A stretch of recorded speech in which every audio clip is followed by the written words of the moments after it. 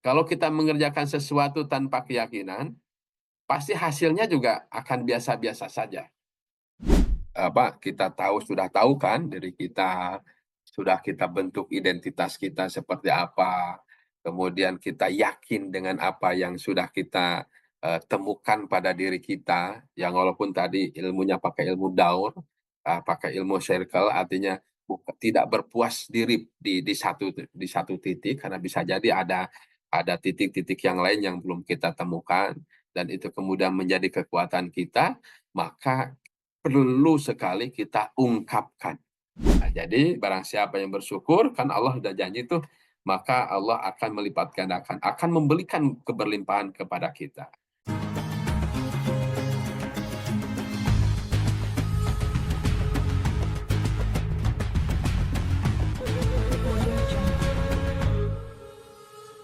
Kalau kita mengerjakan sesuatu tanpa keyakinan, pasti hasilnya juga akan biasa-biasa saja.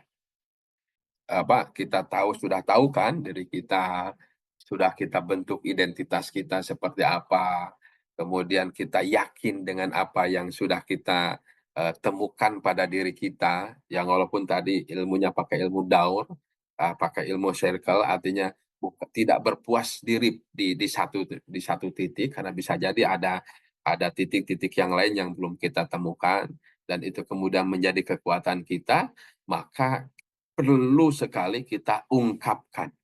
Nah, jadi barang siapa yang bersyukur, kan Allah sudah janji tuh, maka Allah akan melipat gandakan, akan memberikan keberlimpahan kepada kita.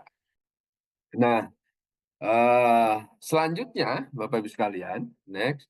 Jadi setelah misalnya kita tadi ya, yakin, kita sudah tahu kan diri kita, sudah kita bentuk identitas kita seperti apa, kemudian kita yakin dengan apa yang sudah kita, temukan pada diri kita, yang walaupun tadi ilmunya pakai ilmu Daur, pakai ilmu circle, artinya tidak berpuas diri di satu titik, karena bisa jadi ada titik-titik yang lain yang belum kita temukan, dan itu kemudian menjadi kekuatan kita, maka perlu sekali kita ungkapkan. Mengungkapkan ini penting.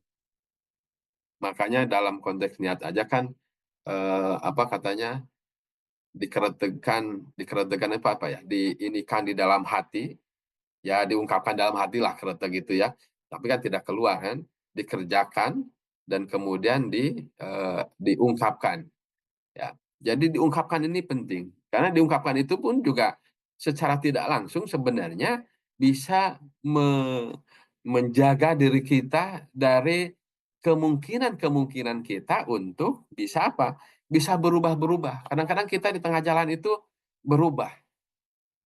Saya misalnya pernah ketika menggawangi travel ini Ambu tahu persis karena Ambu juga yang memberikan motivasinya, itulah di balik suami yang sukses, sukses nggak, Bu?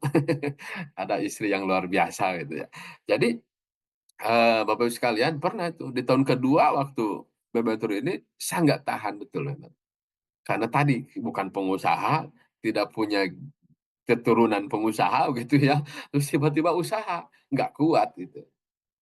Tapi kan karena kita sudah mengungkapkan, kita sudah berjanji kita akan melakukan ini, itu, dan lain sebagainya, maka dia bilang, "Masa begini aja, mau mundur? Kan katanya mau ini, mau itu." Nah, karena ada sesuatu yang pernah kita ungkapkan. Jadi, kalau menurut, apa namanya, Tara Elisabethian itu, dia sampaikan bahwa mengungkapkan sesuatu itu merupakan aspek penting dalam kehidupan manusia, baik melalui kata-kata, tulisan, gambaran, maupun tindakan. Jadi, perlu ini kita, ungkapkan, kita tuliskan, baik dalam bentuk tulisan, atau dalam bentuk kata-kata, atau dalam bentuk gambaran, atau ini. Jadi misalnya gini, kalau kita misalnya, punya mimpi A, mimpi anak-anak kita, maju, mimpi anak-anak kita sebagaimana doa yang sering kita, sampaikan kepada Allah menjadi qurrata a'yun. Qurrata a'yun itu apa ya, enak dipandanglah, berhasil, sehat, baik, soleh-solehah, dan lain sebagainya.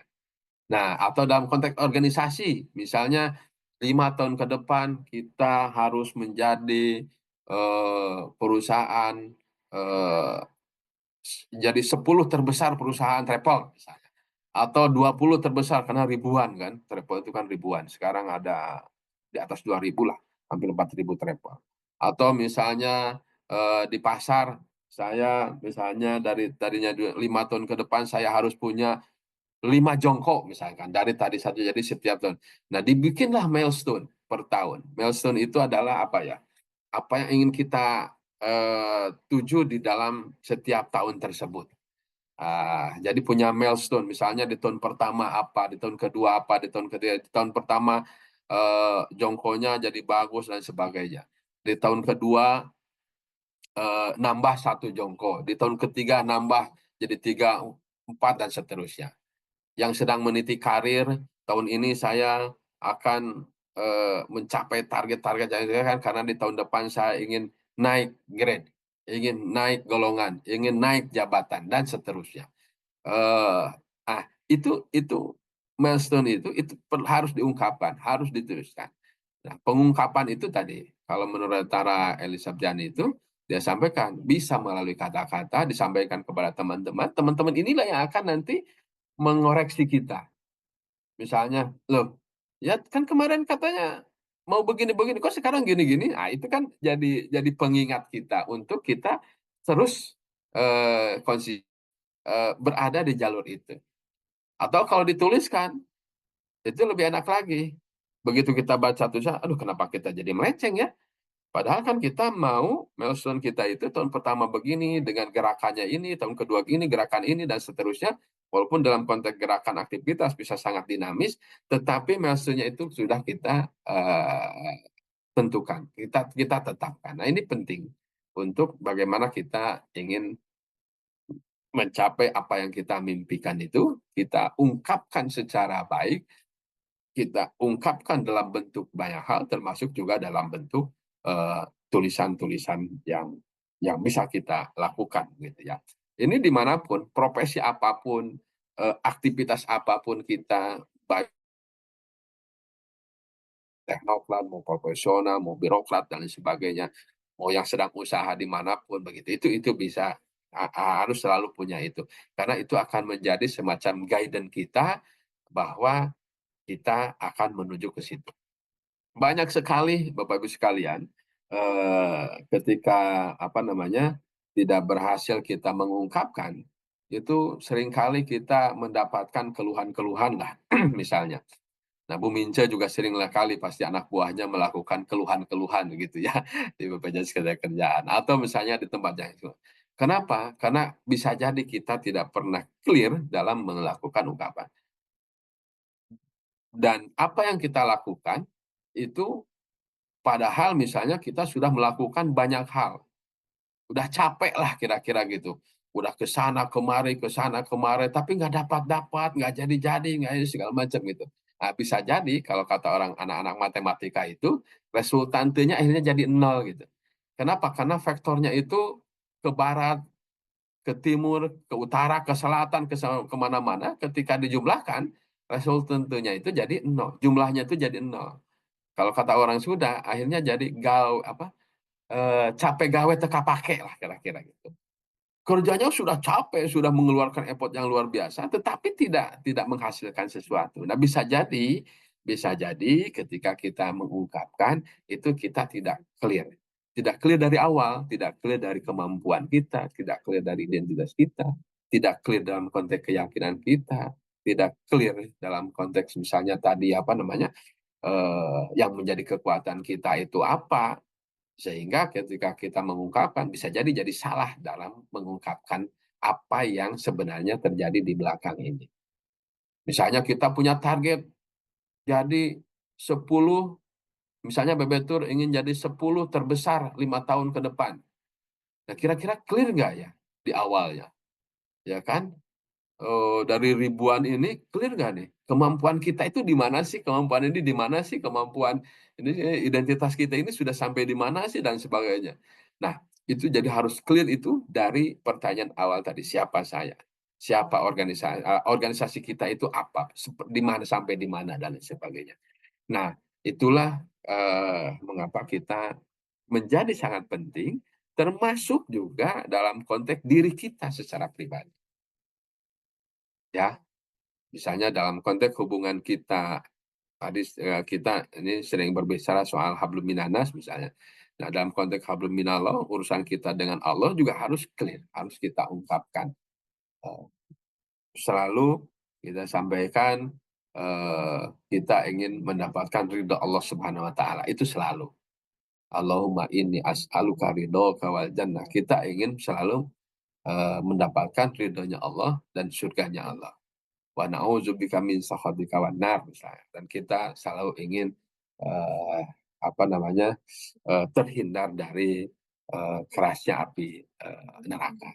Itu wajar aja gitu, walaupun dalam konteks yang lebih, eee, tinggi lagi, kalau kita, eee, apa namanya, merujuk pada Robiah Al-Adawiyah itu, dia sudah tidak berharap lagi surga, dia sudah tidak berbicara lagi soal surga dan neraka. Dia hanya pada satunya ini, bagaimana Tuhan ridho dan cintanya dia kepada Tuhan, dia diterima. Nah, itu udah makin makomnya udah makin, tinggi lagi ya.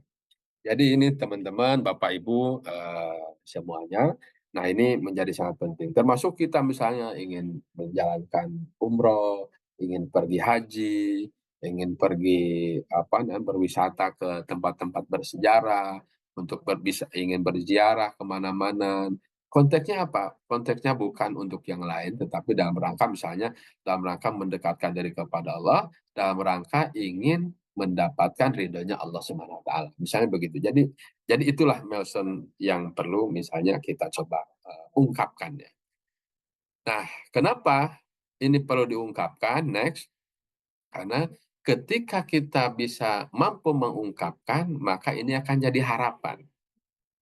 Saya kemudian, menuliskan tentang harapan ini, eee, apa namanya, eee menuliskan tentang harapan ini adalah, manusia hidup karena memiliki harapan. Saya selalu bilang begitu. Jadi kalau kita tidak punya harapan, sebenarnya kita, kalau bahasa saya begini, manusia hidup karena memiliki harapan, tampaknya ia mati sebelum ajalnya tiba. Jadi kita, kalau kita tidak punya harapan ke depan ini mau apa, ke depan ini mau bagaimana dan sebagainya, itu sebenarnya dia sedang mengubur diri sendiri atau sedang mematikan dirinya sendiri sebelum ajalnya tiba, begitu. Jadi, nah ini penting. Kenapa? Karena kita tadi, di awal kita punya mimpi, kita perlu berkreasi, kita perlu melakukan ini, itu, karena kita tentu ingin sampai pada, sesuatu yang kita harapkan, termasuk dalam konteks misalkan hubungan ilahiyah kita ingin mendapatkan ridhonya Allah Subhanahu wa taala. Nah, itu kan menjadi harapan kita yang luar biasa misalnya gitu. Nah, jadi teman-teman sekalian, ketika misalnya tadi ya, kita sudah, apa namanya, mengungkapkan, nah ungkapan itu adalah harapan. Agenda kerja itu adalah harapan. Milestone itu adalah harapan, ya. Jadi misalnya kita, kan tadi disampaikan, milestone 5 tahun ke depan, karir saya pengen jadi ini, kalau di birokrasi atau ini. Kalau pengusaha 5 tahun ke depan saya ingin menjadi perusahaan, jadi misalkan 100 terbesar, di Indonesia misalnya, dan seterusnya. Nah, itulah kemudian menjadi harapan, dan karena ada harapan itulah kemudian kita terus bergerak bergerak bergerak dan, bergerak. Kenapa? Karena kalau kata Einstein itu, kayak dia menceritakan apa, menggambarkan dalam bentuk, seseorang yang sedang apa, naik sepeda begitu ya. Jadi selama kita bergerak, selama kaki kita mengayuh, maka, sepeda itu kan akan terus berjalan, akan terus, apa namanya, enggak jatuh lah gitu. Tapi begitu kita berhenti mengayuh, lambat laun akan, jatuh, begitu. Jadi harapan itulah yang kemudian menggerakkan kita untuk kita tidak jatuh. Kita akan terus bergerak terus untuk mencapai, harapan itu. Nah, eee, teman-teman sekalian, nah selanjutnya adalah ketika tadi misalkan tadi sudah saya sampaikan sebelumnya, kita punya tentang diri kita dan lain sebagainya, sampai kemudian kita punya harapan. Nah, tentu tidak hanya sebatas dicatat. Next, Om Manas, tidak hanya sebatas dicatat, ya. Misalnya dicatat itu apa? Saya pengen jadi, apa namanya, eee, pengen jadi punya jongkol 5 di pasar misalnya. Saya mau karir saya naik, saya mau, apa, anak-anak saya menjadi pada pintar misalnya. Tetapi hanya sebatas ditulis, kira-kira terjadi enggak gitu kira-kira ya? Oh, iya, coba misalnya saya, eee, hari ini saya mau ke Jakarta, dari Jakarta saya mau ke Mekah, nanti di Mekah saya mau ini, cuma dicatat aja, terjadi enggak kira-kira? Ya insya Allah tidak terjadi gitu ya. Makanya selanjutnya adalah kita kerjakan. Jadi kerjakan itu kan apa ya, kata, apa, kalimat perintah ya, kalau misalnya itu kalimat perintah, kerjakan, eee, bahwa kalimat perintah artinya apa? Artinya aktivitas yang kita lakukan, baik menggunakan kemampuan fisik kita maupun mental kita untuk mencapai suatu tujuan tertentu. Tadilah misalnya mau ke mana, ya kerjakan. Kalau nggak dikerjain, nggak dilakukan, ya nggak akan, nyampe-nyampe. Nah,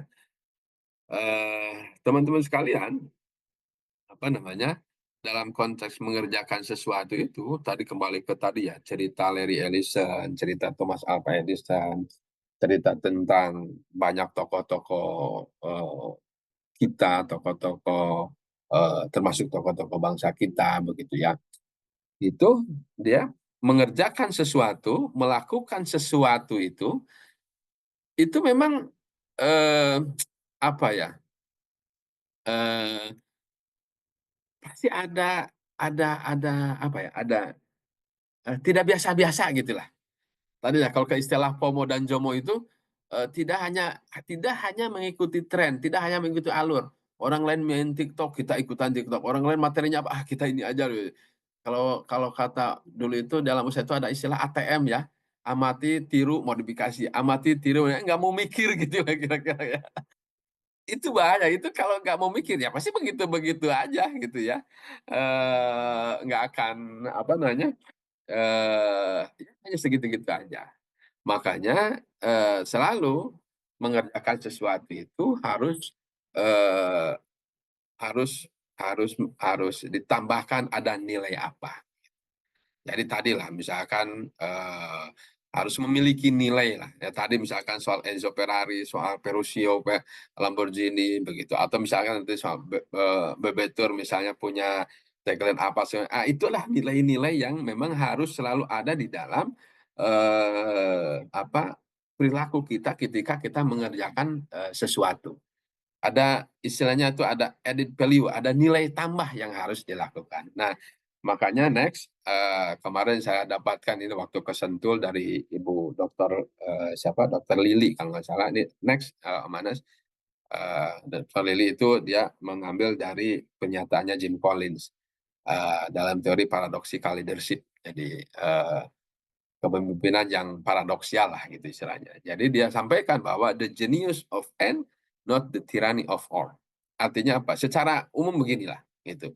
Jadi orang-orang yang jenius itu dia selalu berpikir katanya selalu saya bisa melakukan A dan B misalnya, dan C dan seterusnya. Jadi ada nilai tambah walaupun tugasnya dia hanya misalnya apa, mengantarkan makanan misalnya dari satu tempat ke tempat lain, tetapi dia juga bisa melakukan sesuatu di luar mengerjakan itu yang bisa memberikan nilai tambah kepada misalnya, siapa, eee, perusahaannya, bisa memberikan nilai tambah kepada perusahaannya. Ketika dia disuruh nyusun konsep A, tetapi ternyata bukan hanya itu yang dia lakukan, ternyata dia bisa memberikan nilai tambah sehingga perusahaannya menjadi sangat besar. Kenapa? Tadi dia tidak dikungkung oleh sesuatu yang kemudian membuat dia menjadi sangat sangat sangat tertutup begitu ya. Jadi yang itu ya, the tyranny of all. Jadi kalau yang satunya lagi, jadi kalau yang satunya lagi misalkan saya bisa melakukan A dan B dan C secara sekaligus atau beriringan gitu ya, atau paralel. Tetapi misalkan kalau yang orang yang tertutup, saya bisa melakukan ini atau saya melakukan ini. Nah, dalam konteks kerja misalnya di perusahaan, lah tugas saya kan ini, bukan itu. Ya kalau mau ini ya saya, ngerjain yang ini aja, atau saya suruh kerjain yang itu. Nah itu itu kategorinya itu the tyranny of all, itu nggak akan, kata beliau, itu nggak akan bisa pernah mencapai apa yang menjadi mimpi besar, nggak akan pernah mencapai menjadi sesuatu. Termasuk juga mungkin perusahaannya juga dia tidak akan cukup banyak berkembang. Saya pernah mendengar nih sahabat-sahabat saya di Dewas misalnya Pak Subhan, Mas Adit gitu. Jadi bagaimana dia berperilaku di Astra itu, baik di Toyota, di Astra Internasional, itu para pekerjanya itu selalu menggunakan, dididik atau, menjadi culture lah soal, tadi. Jadi dia selalu didorong untuk bisa memberikan nilai tambah terhadap sebuah perusahaan misalnya. Jadi tidak hanya apa istilahnya itu, eee, ya bisnis as usual lah, tidak hanya sebatas ya mengerjakan ya itu-itu aja, begitu aja setiap hari, tetapi ada nilai tambah yang memang bisa dilakukan. Kenapa ini perlu? Karena kita ingin mendapatkan atau menjadikan sesuatu itu menjadi legacy kita, next, ya, menjadi legacy kita. Legacy itu apa? Legacy itu adalah sesuatu yang diwariskan atau ditinggalkan oleh seseorang dan itu mempengaruhi masa depan. Ya, legacy itu apa ya? Kalau kata orang Ciamis itu titi mangsa lah, atau prasasti lah, atau sesuatu yang kita tinggalkan yang kemudian itu bisa berpengaruh pada orang lain atau memang sangat apa namanya, apa ya, menjadi pertanda bahwa itu adalah hasil dari si A atau hasil dari si B, gitu.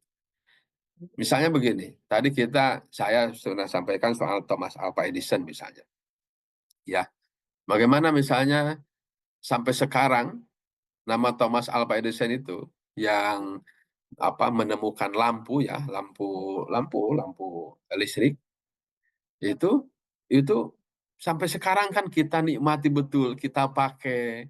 Bukan lagi pakai cempor ya, tetapi pakai lampu yang memang luar biasa dan itu manfaatnya dirasakan oleh seluruh umat manusia. Nah, itulah legacy gitu. Atau dulu penemu mesin uap misalnya.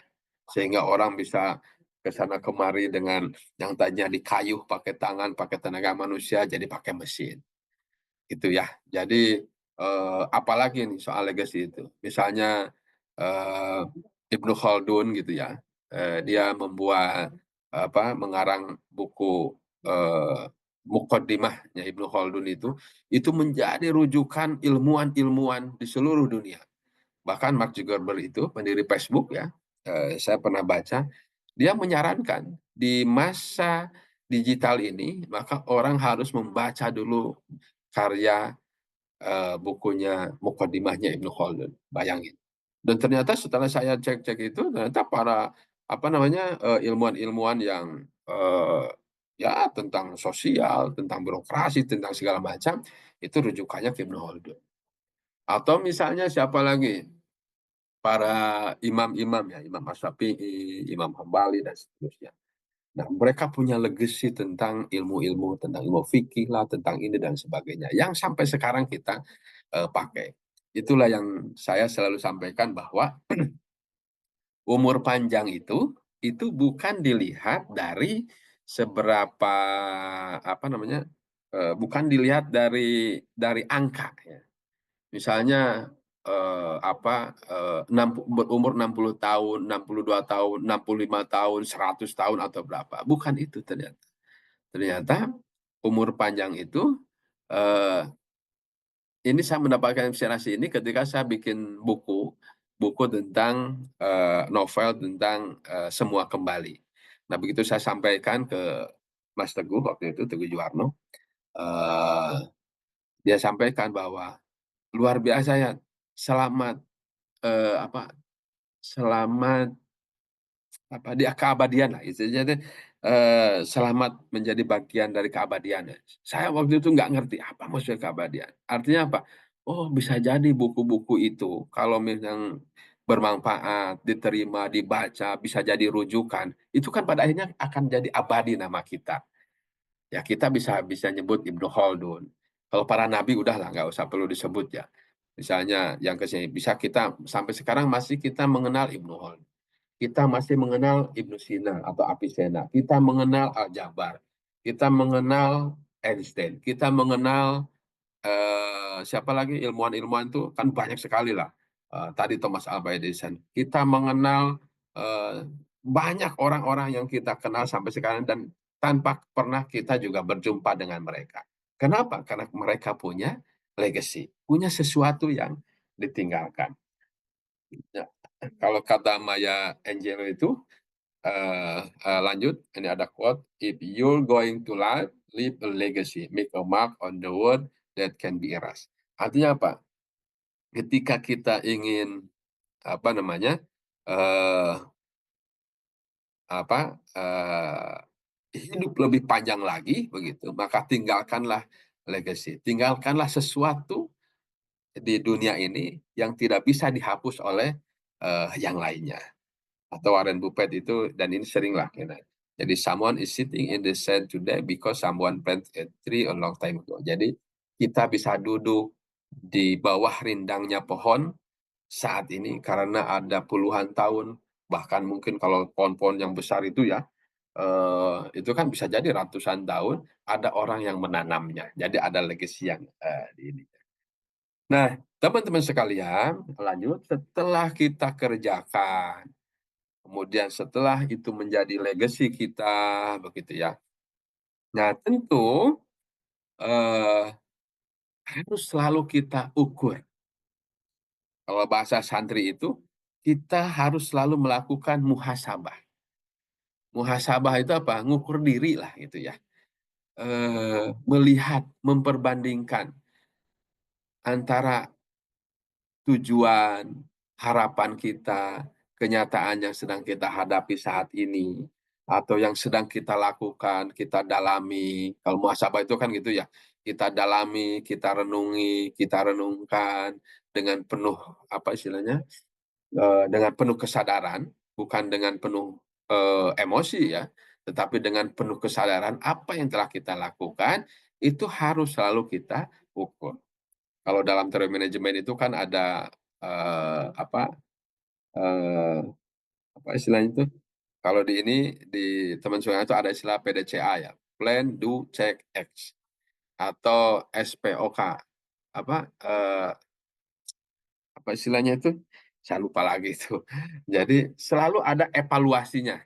Jadi kalau di PDCA itu plan itu kan rencanakan, do itu kerjakan, cek selalu kita lakukan cek, pengecekan, evaluasi, baru kemudian kita, lakukan, laksanakan lagi. Kemudian muter-muter begitu ya.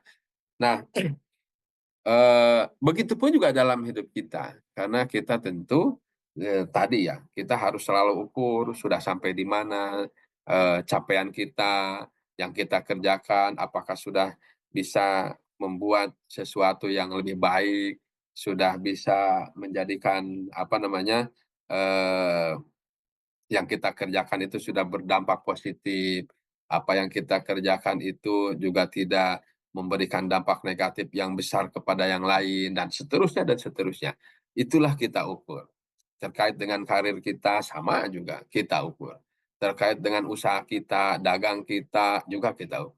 Sebagai guru kita juga ukur apakah apa yang kita sampaikan kepada anak didik kita itu sudah sesuai, sudah bisa memberikan dampak positif dan lain sebagainya. Kita ukur, termasuk pada diri kita sendiri. Sudah sejauh mana yang kita lakukan selama hidup kita di dunia ini, ya, untuk kita sampai pada apa yang kita harapkan, yakni misalnya mendapatkan ridho Allah Subhanahu wa taala. Frekuensinya kan harus sama ketika kita misalnya gitu, kalau di dunia ini ketika kita saling mencintai di antara kita, misalnya suami dengan istrinya atau sesama keluarga atau dalam konteks yang lebih besar dalam konteks organisasi, ketika kita bisa saling mencintai, kan frekuensi kita itu harus sama. Bahwa di situ ada kekurangan satu sama lain, karena sifatnya makhluk ya, itu dalam rangka untuk terus menyempurnakan agar apa? Agar kita sampai pada kesempurnaan tadi. Tapi kalau misalnya enggak, frekuensinya enggak sampai, ya gimana kita bisa, ini bisa-bisa bertepuk sebelah tangan gitu ya. Itu kita mencintai, seseorang, orangnya belum tentu mencintai kita. Kita mencintai Allah, tapi Allah pasti mencintai kita kalau itu ya. Jadi, tapi kan kita harus ukur terus. Kita mencintai sesuatu, tapi jalan kita bertolak belakang dengan sesuatu itu, ya tentu tidak akan ketemu. Frekuensinya tidak akan ketemu lah kalau bahasa ini. Nah, quote yang sering kita dengar ya, next, bahwa hari ini harus karena kenapa, harus perlu diukur, karena tentu hari ini harus lebih baik dari hari kemarin, kan selalu begitu ya, kita sering dengar itu ya. Hari esok harus lebih baik dari hari sekarang. Nah, itu yang sering kita, dengar. Dan tentu dalam konteks ini kan untuk bisa tahu hari ini lebih baik dari hari kemarin, caranya apa? Ya caranya ya dengan mengukur. Mengukur apa yang sudah kita lakukan pada saat kemarin. Makanya ada ilmu khusus sebenarnya di kuliahan itu ada ilmu tentang evaluasi. Kalau di IKIP itu dulu ada, pelajaran evaluasi pendidikan misalnya. Ya, dan saya yakin juga di tempat-tempat lain juga ada materi tentang evaluasi. Evaluasi itu penting. Dan kita juga sering kan, mendengar, eee, menjalankan, apa namanya, melakukan, evaluasi-evaluasi terhadap kerja-kerja yang kita sudah dilakukan. Nah, teman-teman sekalian, kenapa perlu dievaluasi, perlu diukur, next. Nah, dari situ kita lakukan amplifikasi. Amplifikasi itu apa? Sesuatu yang sudah baik, yang sudah firm, yang sudah bagus lah kira-kira begitu. Nah, itu kita amplifikasi, kita besarkan. Besarkan kekuatan kita, besarkan intensitas kita, besarkan apa yang kita miliki ini sehingga bisa dirasakan oleh banyak orang begitu, ya. Jadi bukan hanya dimiliki oleh diri kita sendiri, tetapi, sesuatu yang sudah kita lakukan itu kita besarkan sehingga orang lain juga bisa ikut menikmati apa yang sudah kita hasilkan, apa yang sudah kita dapatkan, apa yang sudah Allah berikan kepada kita, kemampuan-kemampuan sehingga kita bisa mencapai titik-titik tertentu. Makanya ada istilah studi banding gitu ya, pernah nggak dengar studi banding? Studi banding misalnya dari kalau Pemda itu dari pemerintahan, misalnya kabupaten mana ke kabupaten mana melakukan studi banding. Karena dianggap kabupaten ini dia punya keberhasilan di bidang misalnya, contohnya pertanian lah misalnya.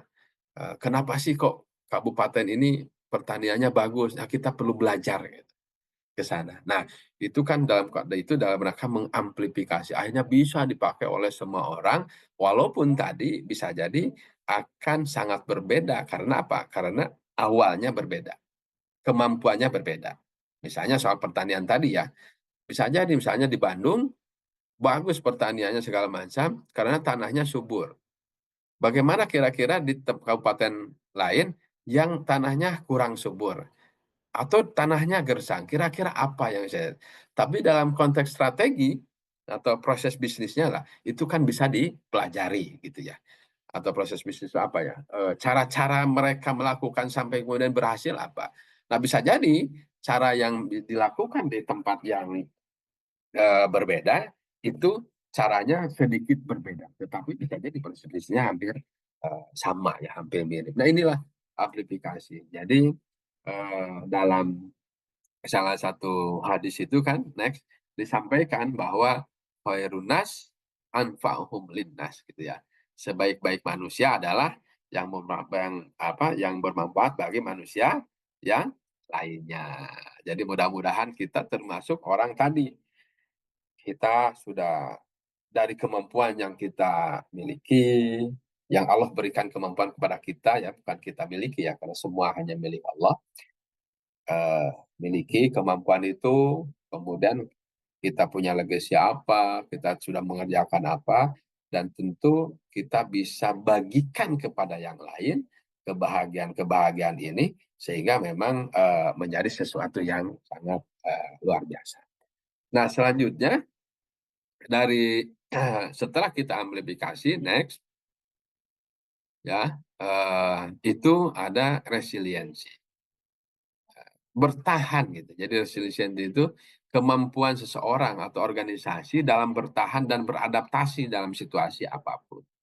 Jadi Bapak Ibu sekalian, bagaimana setelah kita mendapatkan sesuatu termasuk juga dalam konteks diri kita gitu ya, kita sudah menjalankan ini, menjalankan itu, kita sudah, misalnya pergi umroh, pergi naik haji, kan, orang yang orang yang melakukan ibadah umroh, orang yang ini imbalannya kan bukan imbalannya, itu kan dianggap sebagai, dosanya terhapus. Nah, bagaimana kita bisa bertahan, agar kita misalnya, tidak terjerumus lagi pada dosa-dosa yang memang tidak kita harapkan, begitu.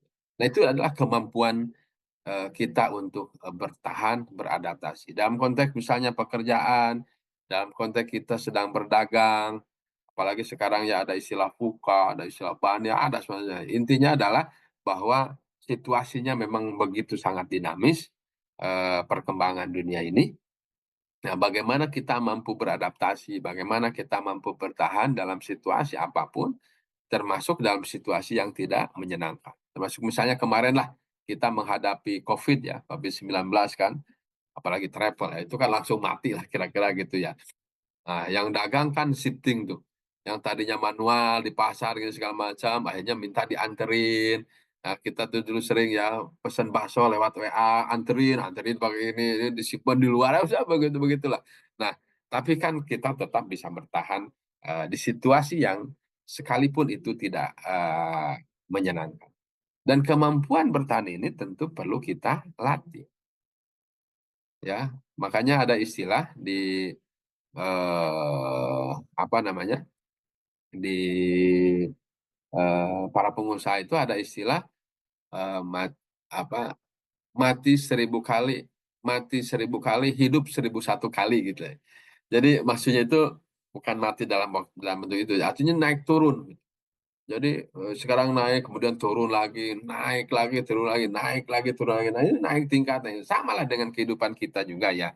Kita selalu dapat cobaan, kita selalu dapat tantangan, kita selalu dapat rintangan. Dalam konteks rumah tangga juga pasti sama. Ada tantangannya, ada cobaannya dan semua. Tetapi ketika kita mampu melewati itu semua, ya, itulah kemampuan kita beradaptasi dengan lingkungan kita. Ya, dan itu memang perlu latihan. Makanya ada istilah, orang yang rumah tangga itu bukan soal lama atau baru. Kan ada tuh kadang-kadang kan pengantin baru misalnya datang, "Ini saya mau, apa namanya, mau belajar gimana supaya rumah tangga ini gini gini gini gini," gitu. Padahal yang sudah berumah tangga panjang pun, lama pun sama, setiap hari adalah latihan gitu ya. Jadi kita akan terus latih, termasuk juga dalam konteks hubungan ilahiyah kita dengan Allah Subhanahu wa taala juga harus terus kita latih. Supaya apa? Ketika kita latih secara konsisten, secara istiqomah, maka tentu itu, akan memberikan, apa namanya, dampak kepada kita, sehingga kita betul-betul bisa melewati semua ujian eee, ujian, rintangan, tantangan yang Allah berikan kepada kita. Dalam, aktivitas apapun kita, dalam profesi apapun kita ya. Nah, gitu.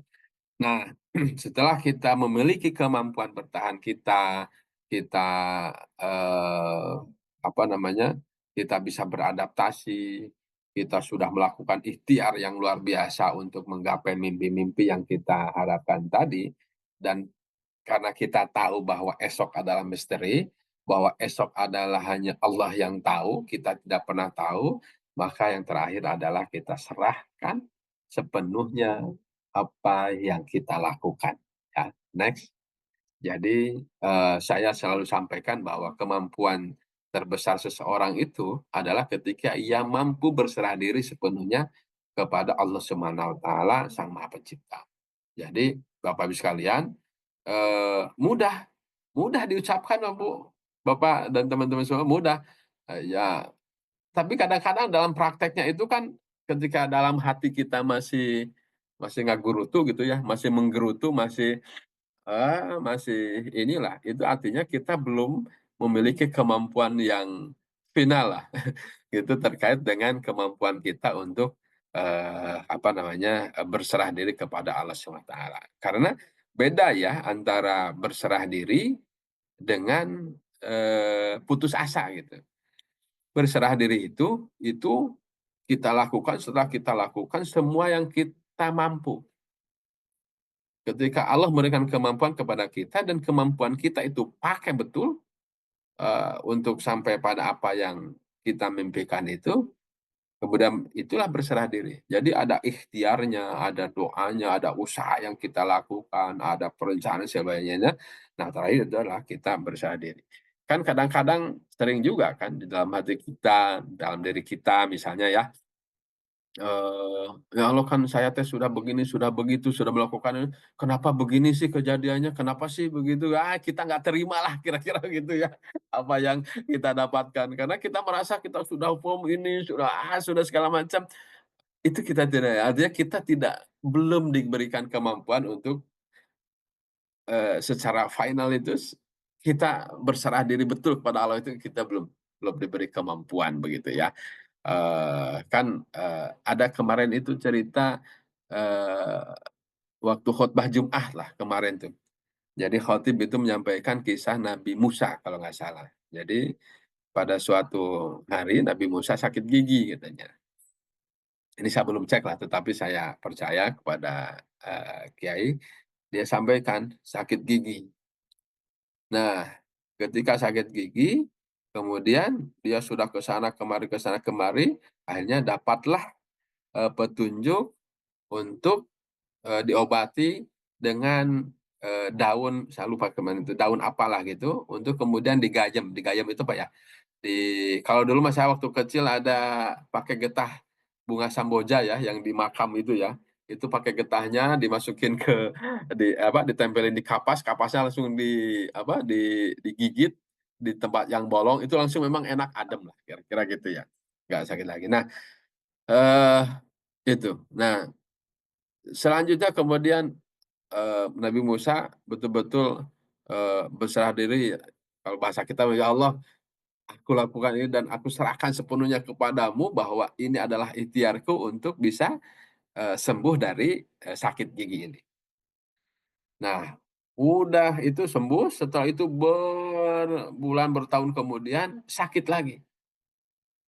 Nah, kemudian, kiai tersebut sampaikan, Nabi Musa itu kemudian mencari lagi daun itu dan dia merasa yakin bahwa daun itu akan menyembuhkannya. Nah, ternyata sakitnya malah tambah sakit gitu ya, kira-kira gitu. Baru dia sadar, oh ternyata semua hal setelah ikhtiar kita segala macam, kita tidak boleh sombong, kita tidak boleh takabur gitu ya, kita tidak boleh bahwa itu adalah hasil karya kita, tetapi semuanya adalah kita serahkan kepada Allah bahwa ini karena Allah memberikan kesempatan kita untuk bisa melakukan sesuatu itu. Nah, itu berbeda dengan putus asa. Kalau putus asa itu kita tidak melakukan apapun, tidak melakukan ikhtiar apapun secara maksimal, misalkan kita sudah jalan, "Ya udahlah, ya Allah kumaha Allah we mangga lah abdi mah bade bade apa, mau diem aja lah," kira-kira gitu ya. Atau, "Ya udahlah, ya Allah kan saya sudah ke sana, masa nggak ngasih," gitu. Nah, itu kan, berputus asa kalau menurut saya itu, dia, ikhtiarnya belum maksimal, tetapi sudah, eee, menyerahkan kepada Allah, itu, berputus asa. Tetapi yang yang pas itu adalah ketika, kita semua sudah melakukan ikhtiar yang luar biasa, baru kita serahkan. Dan kemampuan menyerahkan diri kepada Allah itu perlu dilatih. Karena tadi selalu ada di dalam hati kita, di dalam diri kita bahwa misalnya apa? Misalnya bahwa seolah-olah ini ada hasil kita. Ya Allah, saya sudah capek, sudah ke sana kemari, nah masa hasilnya begini? Gitulah kira-kira gitu ya. Ya Allah, udahlah pokoknya seolah-olah semua hasil kita. Nah, next, maka ada di dalam Quran surat Az-Zumar itu tentang putus asa itu la taqnatu min rahmatillah katanya. Janganlah kamu berputus asa dari rahmat Allah. Atau dalam kisah Nabi Yusuf misalnya ya, ada kalimat dalam Quran, ya baniya idhabu fatahassasu min Yusufa wa akhihi wa la tayasu min rauhillah. Innahu la ya'asu min rauhillah illal qaumul kafirin. Jadi, hai anak-anakku, kata siapa? Ini kan kisah Nabi Yusuf, Nabi Yakub ya berarti ya bapaknya. Hai anak-anakku, pergilah kamu, maka carilah berita tentang Nabi Yusuf. Dan cerita apa, berita tentang Yusuf dan saudaranya. Eee, dan janganlah kamu berputus asa dari rahmat Allah. Karena yang berputus asa dari rahmat Allah hanya kaum kafir. Nah, oleh sebab itu teman-teman sekalian, Bapak Ibu jamaah rahimakumullah, tentu kita, apa namanya, tidak boleh kita, berputus asa dari rahmat Allah. Jadi ketika kita sudah melakukan sesuatu, menjalankan sesuatu, menurut kita itu adalah sudah maksimal, maka kemampuan terbesar kita terakhir adalah menyerahkan diri sepenuhnya kepada Allah. Karena kita yakin, wa makaru wa makarallah innallaha khairul makirin. Kita ini hanya bisa berencana, dan rencana Allah punya rencana, dan rencana terbaik itu hanya milik Allah. Pasti akan punya rencana untuk kita yang tadi bisa jadi tidak sangka. Itulah Bapak Ibu sekalian ya, eee, apa namanya, kalau tadi diperhatikan oleh Bapak Ibu sekalian, dari mulai siapa dia, kemudian itu menjadi identitas ya, siapa jadi identitas, kemudian yakin menjadi apa tadi,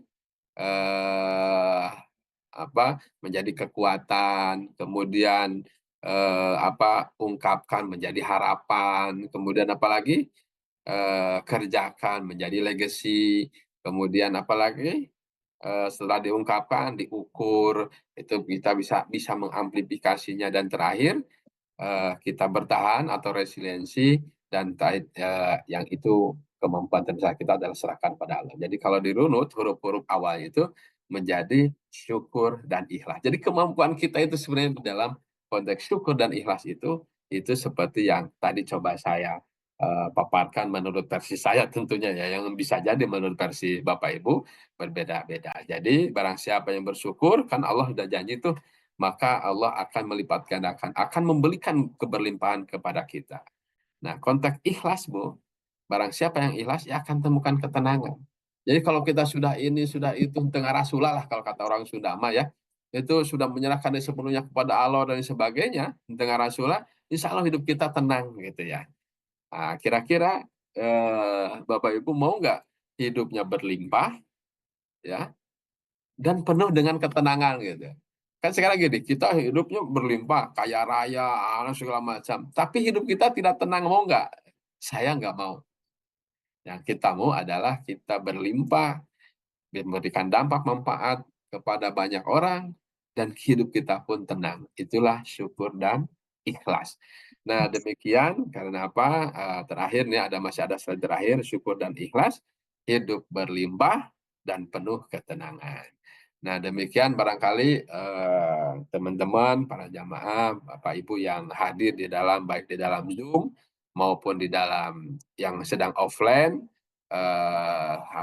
terkait dengan bagaimana kita mengelola hidup kita, agar apa, agar kita diberikan keberlimpahan oleh Allah, dan tentu yang paling kita harapkan adalah kita diberikan ketenangan oleh Allah Subhanahu wa Ta'ala. Kalau dalam ayat Al-Quran itu, pada akhirnya kita ingin sekali dipanggil oleh Allah itu dengan kalimat Ya ayyatuhan nafsul mutmainnah, kata gitu ya. Wahai jiwa-jiwa yang tenang, wahai mereka jiwa-jiwa yang tenang, ya. Ya ayyatuhan nafsul mutmainnah, irji'i ila rabbika radiyatan mardiyah. Masuklah atau datanglah kepada Tuhanmu dengan ridho biridho, ya Allah. Tenang, Allah ridho, kita ridho, nah, ya kan? Fadkhuli fi ibadi wadkhuli jannati, maka masuklah wahai hamba-hambaku, masuklah ke dalam surgaku. Itu yang kita harapkan ya. Jadi mudah-mudahan kita terus belajar, terus, tidak berhenti untuk ngaji, tidak berhenti untuk terus berikhtiar, tidak berhenti untuk terus bermuhasabah, tidak berhenti untuk melakukan sesuatu, tidak berhenti untuk membuat sesuatu yang bisa berdampak bagi banyak orang, dengan harapan kita termasuk hamba-hamba Allah yang selalu bisa bersyukur dan selalu ikhlas dalam melakukan apapun karena semata-mata semuanya hanya milik Allah, hanya karena Allah Subhanahu wa taala. Demikian barangkali teman-teman, host, Ambo dan Om Anas, dari saya. Mohon maaf apabila ada kata kalimat yang kurang pas, yang kurang berkenan. Sekali lagi ini coba versi yang saya coba kemas dalam konteks syukur dan ikhlas ini. Kalau ada kekurangan, ada kelemahan, itu semata-mata karena kemampuan saya yang masih masih terbatas. Demikian, terima kasih. Assalamualaikum warahmatullahi wabarakatuh.